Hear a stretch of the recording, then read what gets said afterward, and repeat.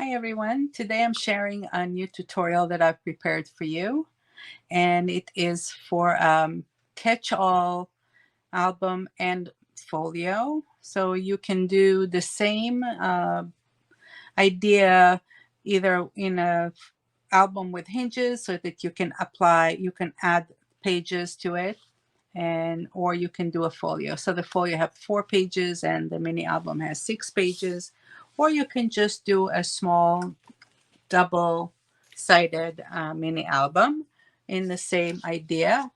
And this is an example of a one that I've done. This is with one of Mintay's latest collection called Splendid. And it is no no sorry it's called Fall Splendor, I think. Fall Splendor. All right, so the idea behind it is that the pages here are interactive, but they're rather simple. They will allow you to have each page to have photos that are 4x6, 5x7s, and smaller ones that are 4x3 photos. So you can include photos from in different sizes. It also has one card, and you can choose to include the card or not include the card. I like it as a nice option. So you just make a card and decorate it any way you like. It will include a belt, some flaps, some mats, that kind of thing. So it's a very nice interactive album.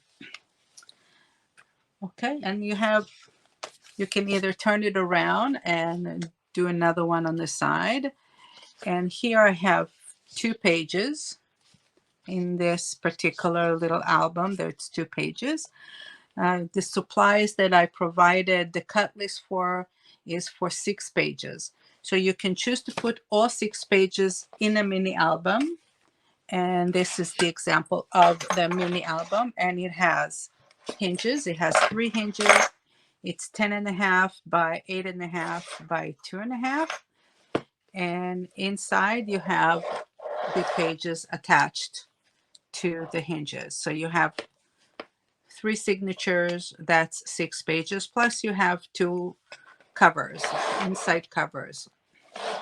So that's the back side. And again, I elaborated quite a bit with my decorating, but you don't have to go as far as I did. You can choose to minimize it and just use minimal decorations. The papers are really beautiful, so might not need that much. And also have a little dangle on the spine here. The folio is also included in the tutorial, so you can choose to do a mini album with 6 pages, or you can choose to do a folio with 4 pages.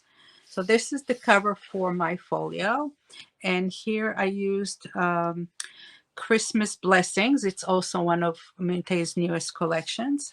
And here, for example, I used not as many decorative elements. I just have a few here, but it's still very pretty. So it's the same idea for this album. You can choose to have the cards as well.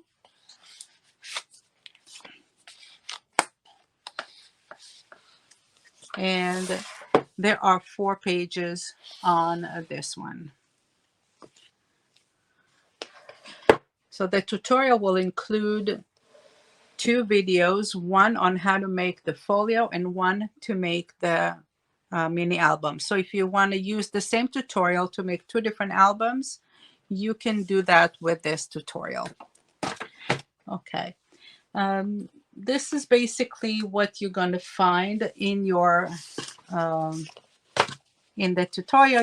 You also have a downloadable PDF with working order on how to make the cover or how to make the folio. You have a list of the videos. You're going to get about 11 videos total. I think there are about 7 to 9 videos for the tutorial itself, plus a few bonus videos for making the flowers and other things. You're going to have a list of the supplies that you're going to need.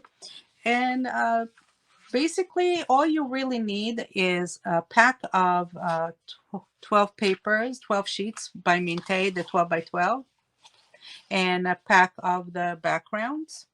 And you're going to need either the sheet of the back of the 12 by 12 album, you're going to need to fussy cut. And if you don't like fussy cutting, you can get a pack of the die cut. But just get any kind of embellishment that you like. And you're also going to need about 15 sheets of coordinating solid color cardstock. Again, if you don't have 15, you'll just have less.